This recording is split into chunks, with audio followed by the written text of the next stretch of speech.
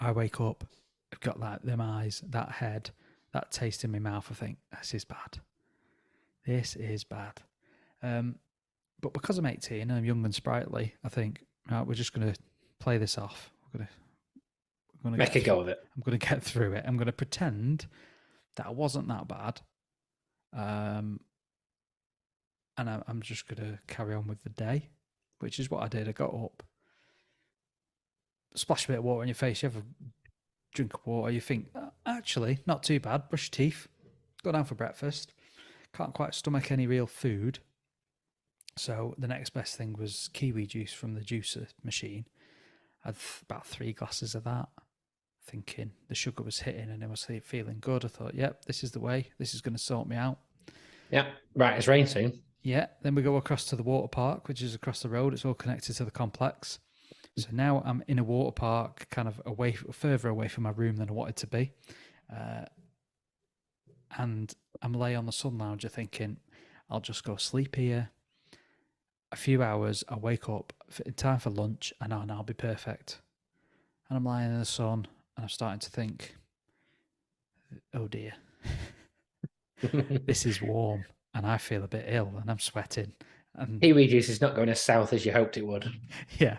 So now I'm thinking, panic, quick. What do I need to do? I need to find a toilet. But I've not been to the water park before, so I don't know where the bloody toilets are. If we were just lying around the pool where we were yesterday, I knew exactly where I was. Well, apart from when I'm drunk, I know exactly where I'm going. So I get up, try and play all that. I'm just going to go to the toilet, trying to walk around like frantically looking which way is the bloody toilet while trying to pretend I'm not. Pissing sweat, I imagine. Yeah. Massive beads of sweat running down my forehead and all that. You can feel them. You kind of get caught up with a queue that's round for like the ice cream bit as I'm trying to get past. I think toilet's got to be in there, and there's this big queue, and I'm trying to get past and squeeze through, and I can feel it coming, and I can't make it to the toilet. And there's these big kind of plant pots, huge plant pots with these big like sort of palm tree looking things, and I just had to throw up in that. Well, at least it was in the plant pot and not on anybody in the queue. I didn't get it on anybody. It went on the plant pot and a bit down the plant pot, but it was luminous green. It was bright green, and there was a woman with her kids in front. And I was like, oh God, this is bad. So after that, I'm just like, I'm going back up for a sleep because I need to be 1, near a toilet, and 2, I just need to try and sleep this off. So I did that. And then by the time they'd all come back and woke me up, it was nearly tea time. So getting up, getting showered, ready for tea, go down to get some food. Actually feeling better by this point. Right as rain now. Yeah. Yeah. I'm stood there loading my plate up thinking this is like hangover food now, I'm ready. And who stood in front of me in the food queue? The lady and her kids. And she turns around to me as she gets a plate and she sort of goes to walk across to the table and she goes, oh, are you feeling better now? And I was just like, oh, God, the floor, swallow me up, please. Oh, that's awful. Oh, God. I wonder did you ever run into the Norwegian, Swedish bloke again? No, never saw him Just again. gone. Yeah, never saw him Bizarre. again. So Probably got kicked out of the hotel. Saw the Norwegian girls for like a brief sort of fleeting. I remember us. They were like, "Go away." They didn't say that, but you could tell. They said it in Swedish. That's or Norwegian or whatever it was. Yeah. They'd moved on to people that could handle the Jagermeister, I think. And the Raki. Yeah, oh God, what a mix! What a disaster. I mean, that We've all been young. Kind of gives you a flavour of some of these stories. But I mean, have you remember any tales like that you just thought, right, I'm 18, I'm Billy Big Bollocks now, I'm going to drink with me dad and we're going to have a good time, and it just ends badly? Yeah, I mean, I've got a similar one, to be fair. So you're trying to impress girls as well? No, probably. Girls I also never stood a chance with. No, there was once. So about the same age as you were, I reckon. Possibly even 17. Just kind of looked a bit 18 or whatever, but I can't remember. But it was like the first lads' holiday I ever went on. And it was with 3 friends who I don't really speak to any of them anymore. You know them, but I don't speak to them anymore. Yeah. And the whole thing was, we were going on this lads' holiday. It was a week in Ibiza. And it must have been end of April or very early May, maybe, because it was like before the season, quotes. Yeah. Before that started, because I'm certain that we got the week, flights and accommodation for £100. And to this day, I sort of can't believe I managed to get that. But there you go. That's the bit that amazes me now at mid-30s. But anyway, and you know what? I'm sitting here thinking there's probably quite a few stories that could come out from this holiday, but I'll just do the one for now. And that was that. So there's four of us in the room. 2 are in the bedroom as such, and 2 of us are on these pull-out sofa bed type things. So we get there. You know, it's not in like San Antonio. That was on the other side of the island. It's kind of by the town, but it's not in the town.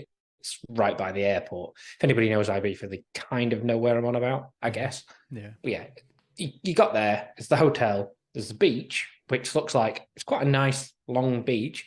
Looks like it would be exactly what you want as an 18-year-old in June, July. But it was April, May, so there was just nobody there. Okay. There's a nightclub. Nightclub's not open yet. Just one that eventually burnt down, I think.